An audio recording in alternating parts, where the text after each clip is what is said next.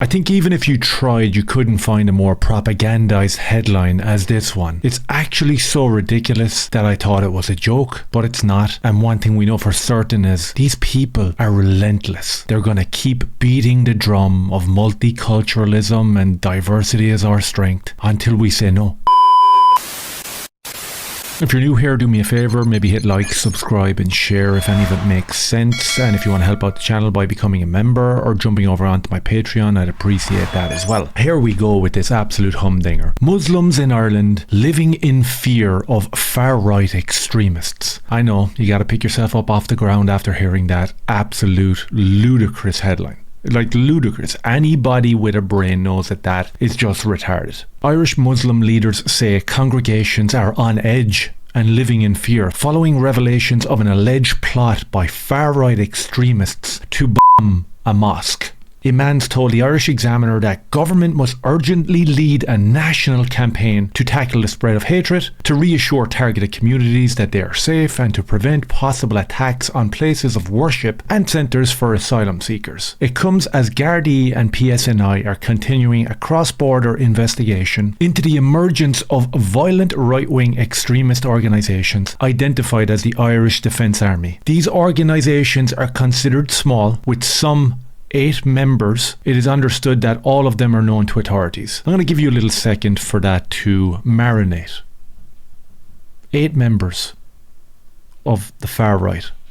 Now, normally when the mainstream talk about the far right, they're talking about 4 or 5 Irish lads going around with their phone documenting what's happening in these human trafficking centres, and maybe like 20 lads that throw stones or something. That's the far right, I guess. It's a bit more sinister than that, because what they want to do is they want to paint you, me, and every critical thinker, every person you come across on the street that says the same thing, as in, isn't our town turned to shit? Isn't this city terrifying now with all the foreign people lurking about? And we're not even getting into the conversation of what this is doing to Irish lives and ripping away the futures of young people who can't rent a house or buy a house. We're not even talking about that. We're talking about generalizations. We're talking about people from very affluent areas all the way down to working class and the middle class. They're a little bit retarded.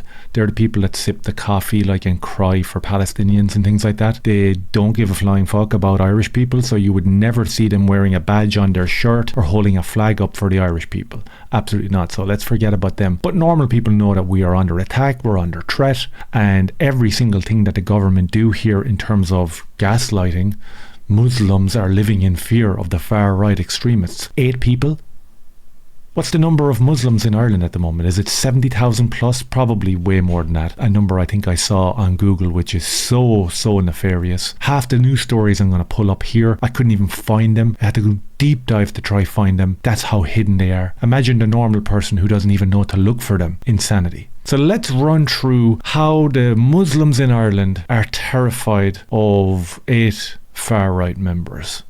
Every single article I'm going to bring up here has been fact-checked, and they are of course Muslim men living in Ireland, off of the state, off of your tax money, just so as you know. We'll run through them quick. Dublin stabbing, man charged with attempted murder. 50-year-old Muslim man has been charged with attempted murder of 3 children in a stabbing attack outside a primary school in Dublin last month. Father of 3 who raped a woman on a beach loses appeal. The number of arrests related to Islamic extremism in Ireland has grown in recent years. There has been 30 arrests of suspected jihadis by Gardaí in the last 5 years. Absolutely ridiculous number, and you know it and they know it. Again, more gaslighting. Hassan Bilal admits to funding Islamic State at Irish court. A man living in the Republic of Ireland has pleaded guilty to providing funds to the so-called Islamic State group. Just your general 26-year-old lad from Waterford, sending his social welfare payments over to the Middle East to fund terrorism. Normal enough. Muslim man found guilty of raping a woman with Down syndrome. Let that one sink in. We have this absolute gem who I'm sure was living in fear, Yosef Palani. He was jailed for life for the murder of Aidan Moffat and Michael Snee in Sligo. This one was a particularly disgusting attack. Not only did he kill these 2 lads, I believe the heads were removed of these 2 boys because they were gay. And I'm sure that everybody knows that when you hold up that Palestinian flag on a Saturday at 3 o'clock outside your local Supermax, that the people that you're advocating for advocate for this. Removal of a head, dumped off the top of a building, absolutely fine. It's part of their doctrine. It's part of their religion. Concerns are raised over alleged financial irregularities and links between extremist ideology at Dublin Mosque. A large security operation was in place at the Islamic Cultural Centre of Ireland following an altercation which prompted the closure of the Clonskeagh premise. And again, the backstory of these lads is they're collecting money, social welfare money from the Irish state. They're also fundraising for Palestine, believe it or not. I think the number in the last year is something like 2.5 million they've raised and sent overseas to the Middle East to fund Islamic terrorism. These are the Dublin lads that are terrified in the mosque. Now remember the original story. They're terrified of 8 young fellas with tracksuits and tackies. Man accused of stabbing Garda with terrorism and arson at Conor McGregor's pub in Dublin. Covered this story, you can go back and check out my video on this one. She was swept under the rug. So the Muslims in Ireland are in such a state of fear because of the Irish people that they are able to run up behind Irish police officers, stab them repeatedly whilst screaming Allahu Akbar, Allahu Akbar! And in the same week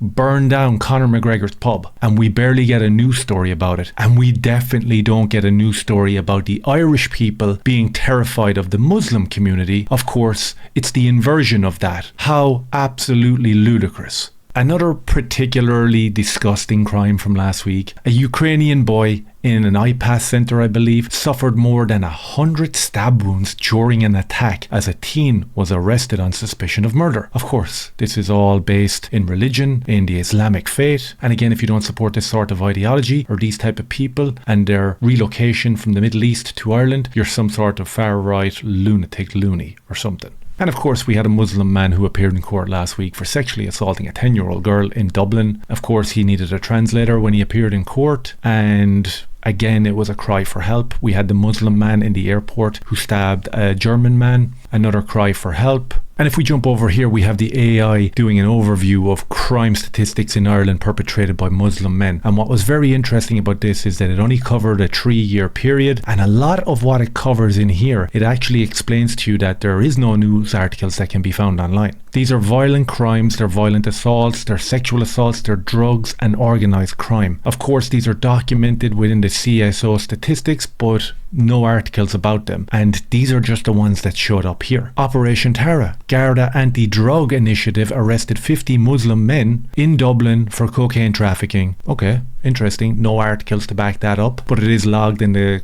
crime statistics. Nigerian Muslim gang leader sentenced to 12 years for heroin distribution in Cork. Cool. Can't really find an article about that. I'm sure he was terrified of the 8 lads though. Petty thefts and burglaries. Of course, that's going to be through the roof with these boys. No point even talking about it. You can just see it there. Muslim men, Syrian men, Middle Eastern men. Cool. 1,200 sexual offences annually with foreign nationals, including Muslim majority countries, involved in 15% of the convictions. This is just from 2023 to 2025. Disgraceful. In 2023, there was a 22-year-old Afghan asylum seeker described as a Muslim. These are all high-profile cases of Muslim men perpetrating heinous acts in the Irish state, not reported in the mainstream media. So that's why it's the most ludicrous news story that you would ever hear in your life, that the Muslim community of Ireland are terrified of the Irish far right. Are you joking me?